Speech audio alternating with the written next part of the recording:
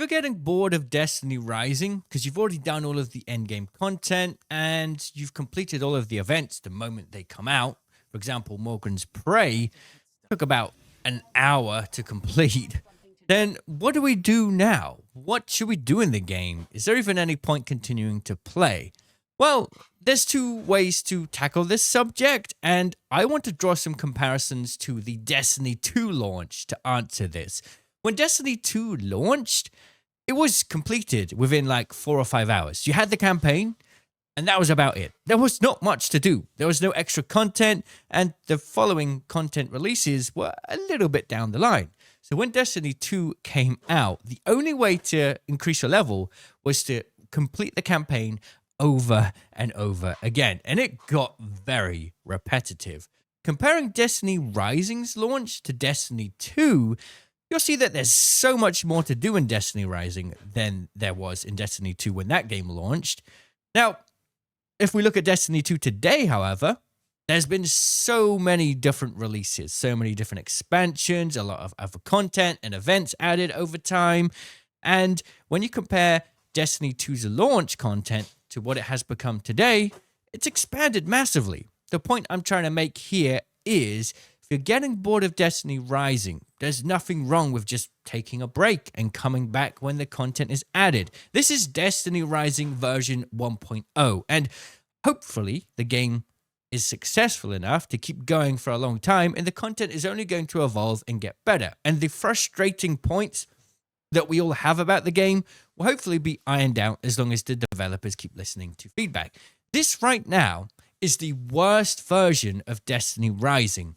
That's usually how live service games work, unless bad balance patches come or management kind of sucks for the development. Well, hopefully that won't happen with Destiny Rising.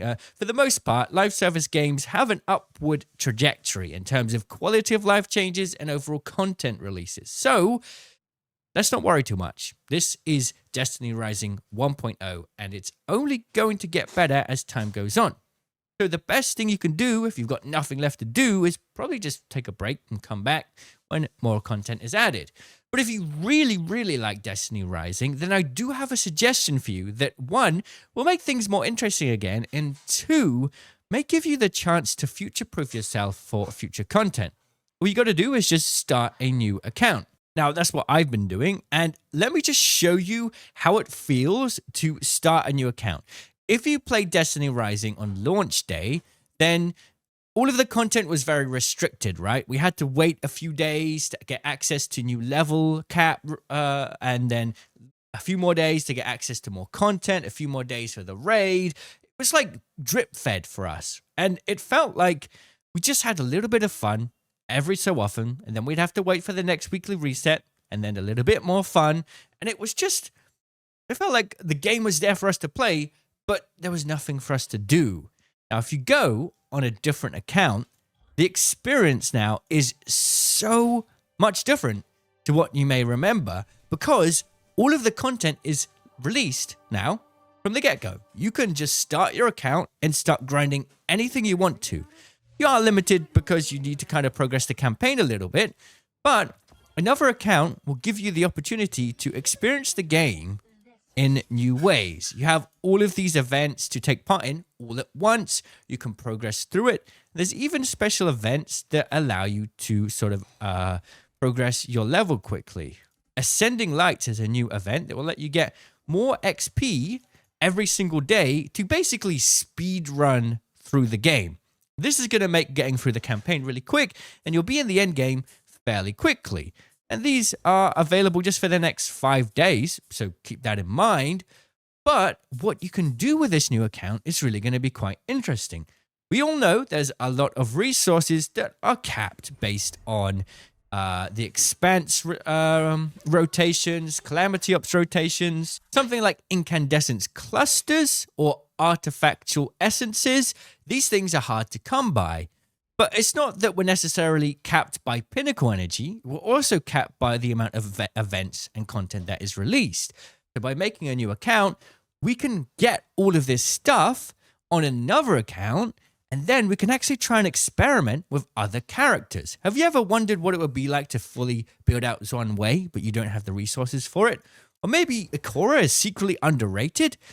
Well, nobody can really, well, okay, forget about Ikora. Nobody can really have the chance to have experiences with the other characters because so far we've been drip fed resources, so we can really only max out the best characters in the game, which end up being Gwyn, Estella, Ningfei, and obviously a couple others like Tantu, Yumeko. Like, nobody's really had the chance to fully go and have fun with the other characters. But if you make a different account, the experience is very different. It feels very, very different to playing launch day Destiny Rising. Because like I said, all of the content is fully unlocked. You can progress through it at lightning pace. Obviously, you're still capped by pinnacle energy, but there are so many things to just keep doing and progressing through that it just feels like a fresh experience to progress through this way. And I think having a second account in Destiny Rising is going to be really fun for the late game because once we start to build up resources on our main account and fully max out characters, there'll be events that will come out where our maxed out characters just aren't viable. Right now, Gwyn and Ningfei are really good. We've just got a new season for Arc content, and, soon it's going to be phased out. It will be Solar and Arc instead of Arc and Void, right? When that happens, Gwyn isn't really going to be that important in the meta for endgame content.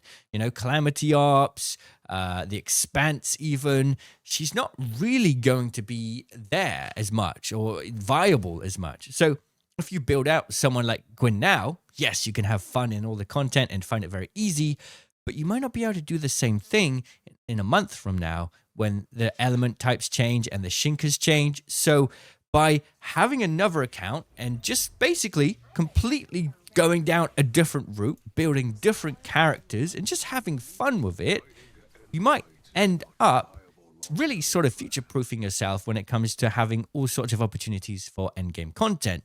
You also get to have more chances of rolling your weekly rewards. Let me just jump back to my main account and I'll explain. So if we have a look at some of the activities we can take part in the game, you're capped by weekly rewards as well. If we go here, Gauntlet Onslaught, the weeklies here is 15% chance, and you can do that 3 times each week.